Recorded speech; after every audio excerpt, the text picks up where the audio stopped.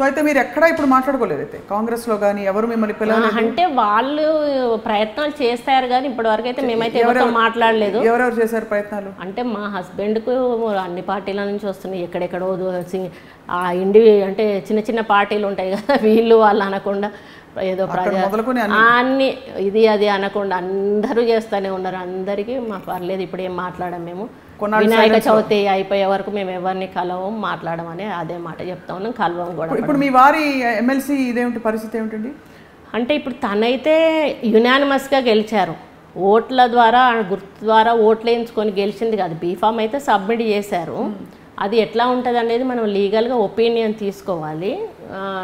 నేను అడిగేది ఏంటంటే వాళ్ళు ఎమ్మెల్యేలను జాయిన్ చేసుకున్నప్పుడు అయితే వాళ్ళు రాజీనామాలు చేయించలేదు, వాళ్ళకైతే ఆ నైతిక హక్కు లేదు. ఒకవేళ మోరల్ వాల్యూస్ పాటించాలి అని మేము అనుకున్నప్పుడు మేమేం చేయాలా అని మేము ఆలోచించుకోవాలి. వాళ్ళు డిమాండ్ చేస్తే మేము చేసేది కాదు, అది అనకూడదు అనే నైతిక హక్కు లేదు వాళ్ళకి. అది మేము లీగల్గా చూసుకుంటాం, అది ఇంకా నాకు ఐడియా లేదు.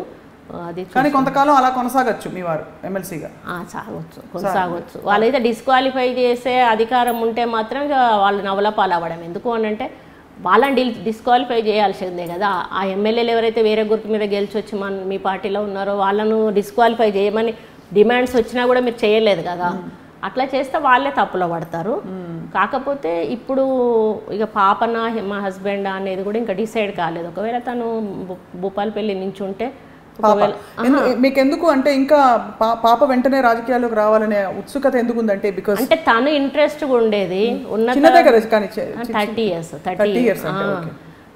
ఉన్నాయి. కానీ ఈ మధ్యలో జరుగుతున్న రాజకీయాలు చూసినాక అది కూడా కొంచెం ఒక అడుగు వెనక్కి వేసింది. అమ్మో ఇటువంటి రాజకీయాలు వచ్చాయి అంటే ఎవరెవరిని ఏం మాట్లాడుతున్నారు అసలు మంచి మర్యాద అసలు ఏమన్నా ఉన్నాయా అనేది అది కొంచెం వెనకడిగేసింది. దానికి మొన్నటి వరకు బాగా ఉండే చూస్తున్నాం. ఇంకా తన మా హస్బెండ్ అనేది నేనైతే ఇక ఈస్ట్లో కన్ఫర్మ్గా. సో మీరిద్దరూ మీరు మీ పాప కానీ మీరు మీ వారు కానీ డిసైడ్ చేసుకుంటారు ఎవరన్నా ఒకరు, నేను మాత్రం కంపల్సరీ. మీరు మాత్రం కంపల్సరీ ఇండిపెండెంటా లేకపోతే ఎనీ అదర్ పార్టీ ఎవరు ఎందులోకి పోతామా అనేది ఇంకా మాక్సిమం అయితే ఇప్పటివరకు ఇండిపెండెంట్ థాట్లోనే ఉన్నాము. తర్వాత మనకు ప్రజల అభిప్రాయాల మేరకు మెజారిటీ ప్రజలు ఏది కోరుకుంటే దాన్ని ఆమోదిస్తారు. మీ నియోజకవర్గంలో మీరు ఈ ఒత్తిళ్ల మధ్య గత కొన్ని సంవత్సరాల్లో మీరు అభివృద్ధి పనులు చేయగలిగారా?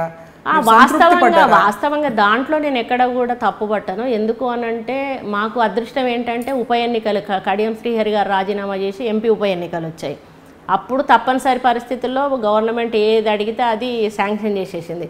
అప్పుడు నేను మ్యాక్సిమం వర్క్స్ చేసుకున్నాను. మళ్ళీ ఆటోమేటిక్గా ఇది వచ్చేసింది. ఇది ఇక్కడ కార్పొరేషన్ ఎలక్షన్స్ అయినప్పుడు మావి కూడా అయినాయి కదా, వరంగల్ కార్పొరేషను. అప్పుడు కార్పొరేటర్ల కోసం అని చెప్పి అప్పుడు కొంత ఫండ్ సీఎం గారి దగ్గర నుంచి డైరెక్ట్ తీసుకున్నాము.